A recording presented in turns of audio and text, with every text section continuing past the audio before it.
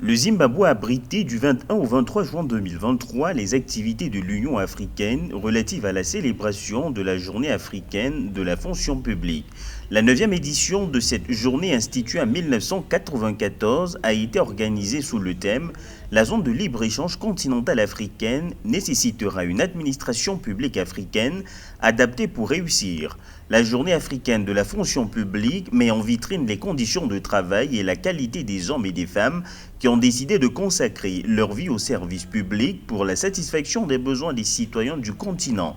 Les activités organisées au Zimbabwe pour l'édition 2023 ont réuni des organisations actives dans le domaine de l'administration publique, des universités du secteur privé, des médias et d'autres acteurs non étatiques.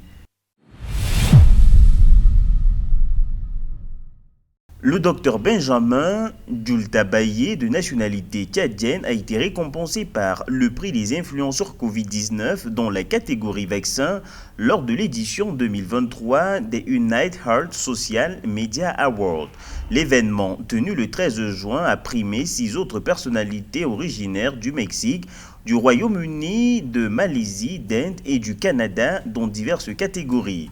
Médecin de formation, le docteur Benjamin Djultabaye assume actuellement les fonctions de chef de division des politiques, de la diplomatie, de la santé et de la communication à Africa CDC, les centres africains pour la surveillance et la prévention des maladies. Avant de rejoindre Africa CDC, il avait assumé pendant plus de 8 ans les fonctions de responsable principal de la santé pour le VIH-Sida, la tuberculose, le paludisme et d'autres maladies infectieuses à la Commission de l'Union africaine.